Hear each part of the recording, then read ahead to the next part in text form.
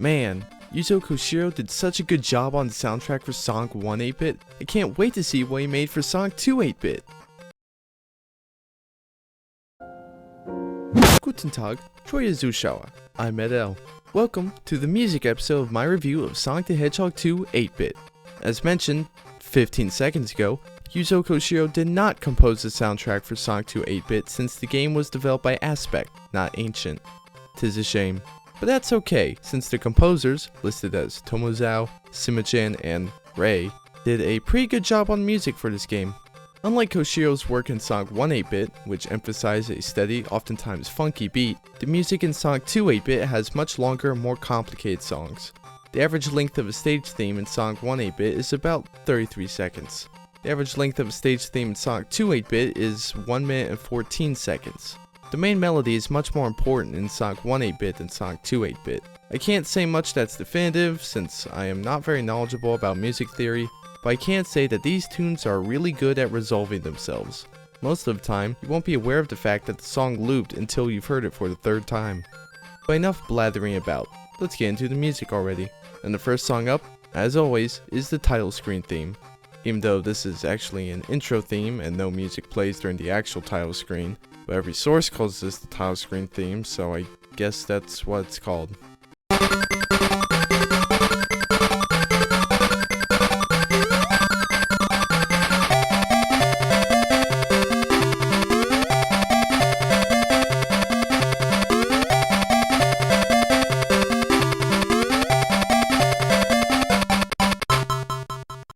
It's fun and preps you for the adventure ahead, although once you get used to this game, title screen theme starts to get on your nerves with how happy it is. Underground Zone is fast and hints at the danger presented right out of the gate. I think this track represents the adventurousness of the game the best. It motivates me to get moving, which is what you want out of a starting zone theme.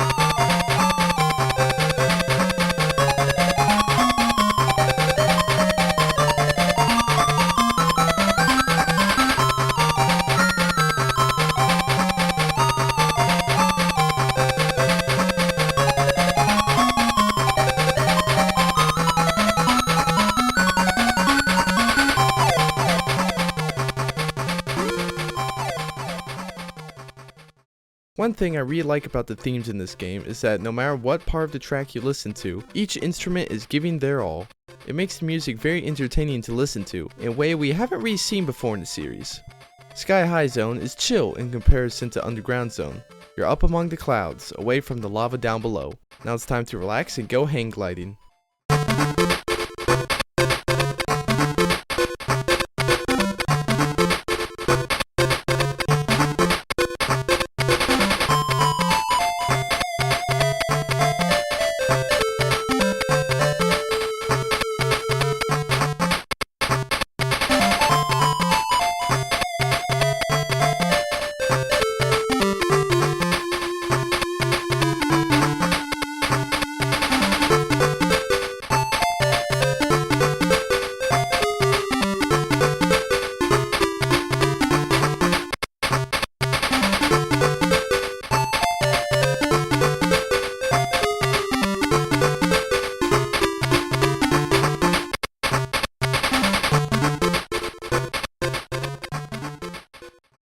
Aqua Lake Zone is sort of in the same boat, but mixes in some determination as well.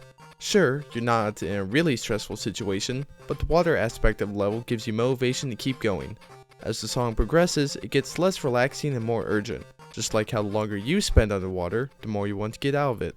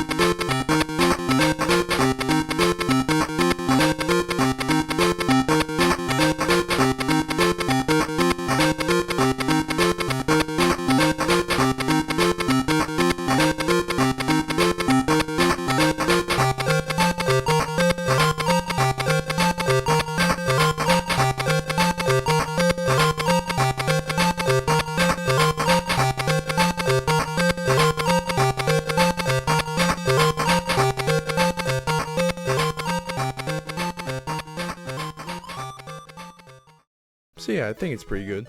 Green Hills Zone is bright, cheery, and just listen to it.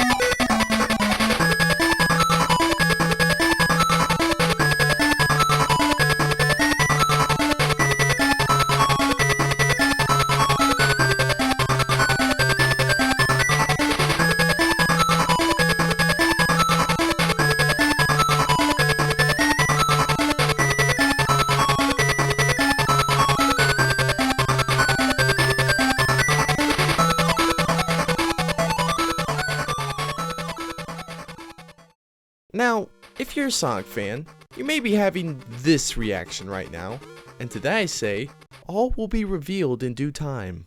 If you're not a Sonic fan, this song is a perfect example of how the themes in this game will just kind of go off and do their own thing, and yet masterfully resolve with the intro melody. Gimmick Mountain Zone is when things start to get tough, and the music reflects that. It's tense, with a stuttering bass line and uneasy chords. You best be on your toes here.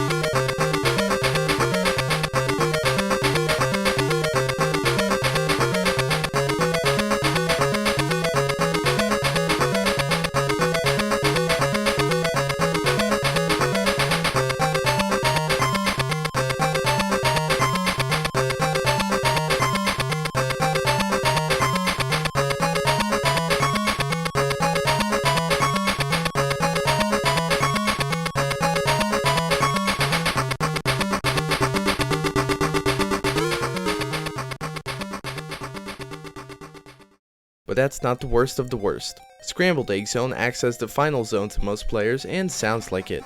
This track, like the zone, is fraught with danger and gets almost frantic at the end, much like how the player acts when they've come this far.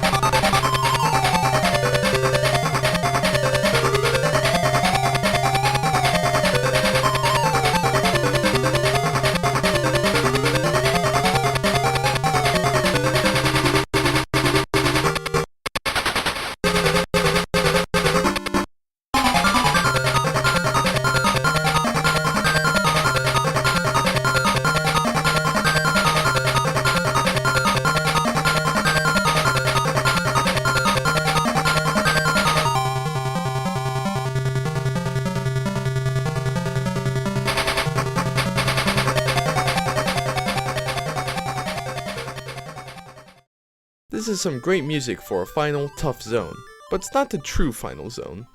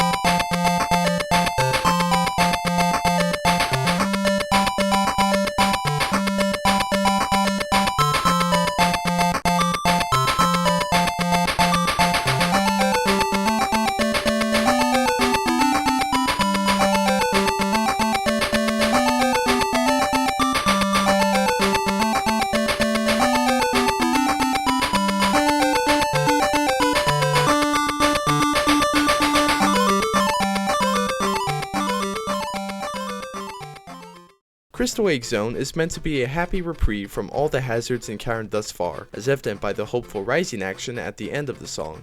However, maybe it's those opening notes, maybe it's the reversal of expectations, I don't know, but it sounds more eerie than happy to me. And for some reason, the Game Gear version has some different music than the Master System version. I don't know why, but maybe they want to use some cut songs. That would be my guess, since the Game Gear Master System had identical sound chips, so it wasn't a hardware issue. The boss theme is different on the two platforms, with the Master System version being the one I heard. It's tense and threatening, as the boss theme should be, but like the boss themes we've covered previously, it lacks a gravitas that later themes would have.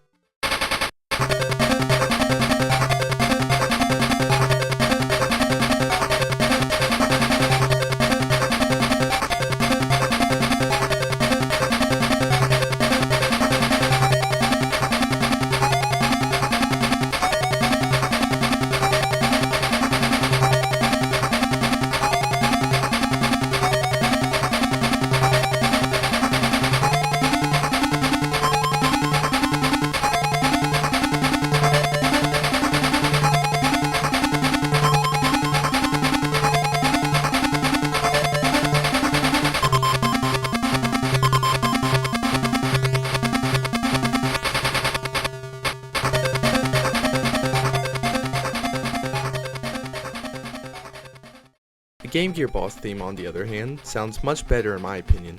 It sounds like an alarm is blaring, and things only get more urgent the more you listen to it.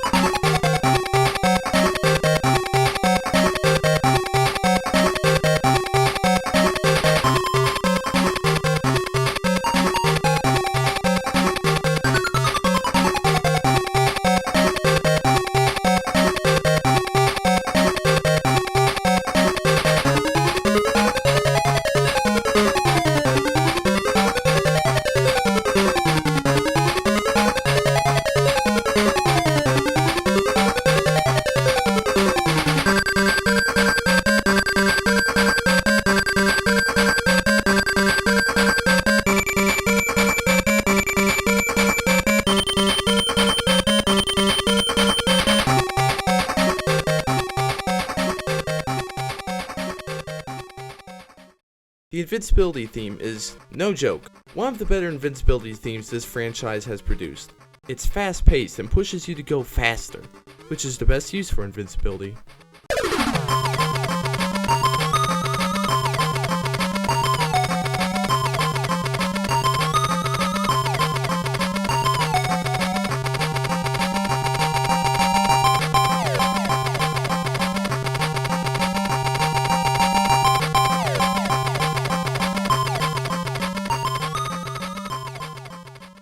Now we've come to the credits themes. The bad ending theme is only the bad ending on Game Gear, while on Master System it's used for both endings.